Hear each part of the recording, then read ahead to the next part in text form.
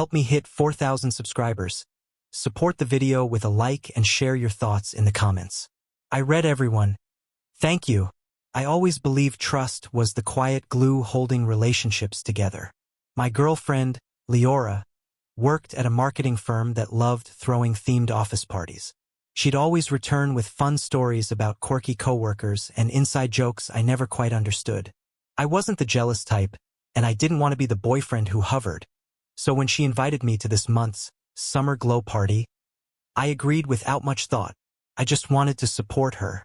But that night changed more than I ever expected.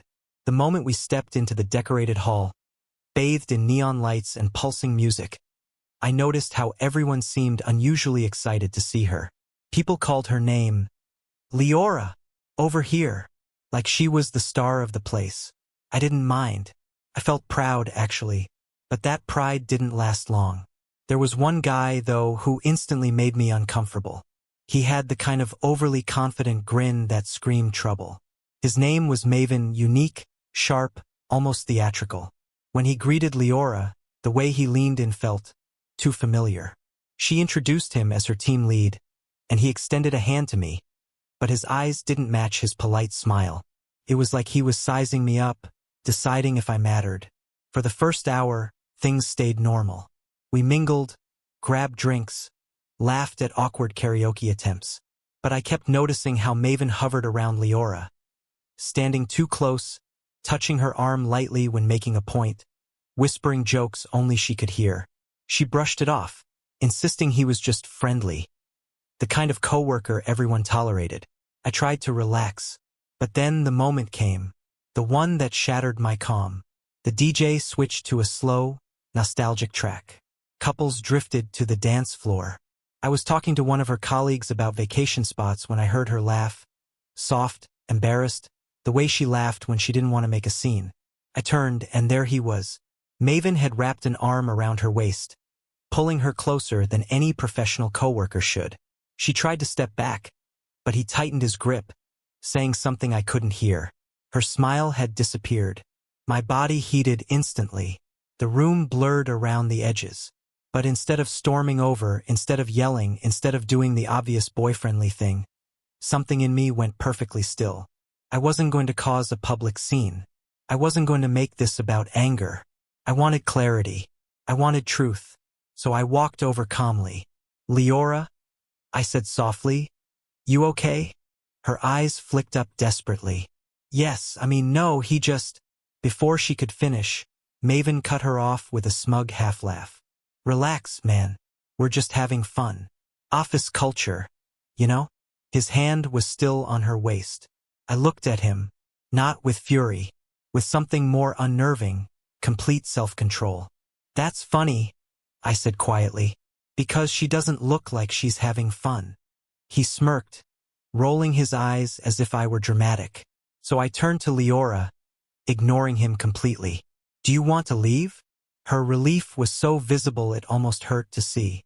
Yes, she whispered.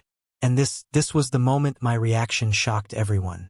Because instead of confronting Maven or dragging Leora out, I simply held out my hand and said, in the calmest voice possible, let's go.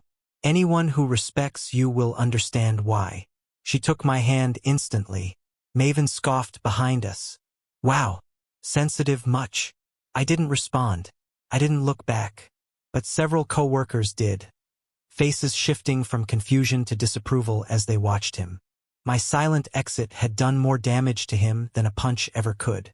Outside, the night air felt like a reset button.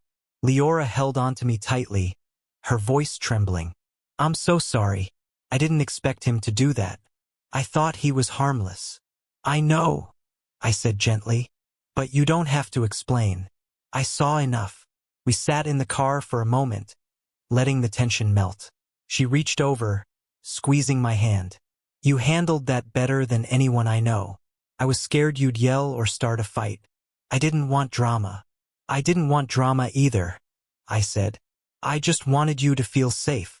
The next morning, everything exploded at her office. Apparently, several coworkers had already reported Maven's behavior, not just toward her, but toward others too. My calm reaction the night before didn't just embarrass him. It exposed him. People finally felt brave enough to speak up. HR launched an immediate investigation. By noon, Maven was suspended. Leora texted me updates as the day unfolded. At one point, she wrote, "Everyone keeps saying they never expected you to walk away like that. They thought you'd start something. But the way you stayed calm. They said it spoke louder." A week later, he was fired. That night, Leora came over with takeout and a look of clarity in her eyes. She curled up next to me and whispered, "I never realized how much a partner's reaction can say about their character. You didn't just defend me. You protected me without making me feel like a problem." I kissed the top of her head. "You're never a problem." She looked up at me then, smiling with that soft, vulnerable expression I'd always loved. "I felt small last night, but you made me feel valued again." We spent the rest of the evening talking, not about Maven but about us, about how we wanted to handle challenges together. It felt like a turning point, not because something terrible had happened, but because the way we handled it strengthened everything between us. In the end, the memory of that office party didn't leave us with bitterness. It left us with something stronger. Proof that calm doesn't mean weak, that walking away can be louder than shouting, and that respect speaks louder than ego ever will. And sometimes the reaction that surprises everyone is the one that is most true to who you are.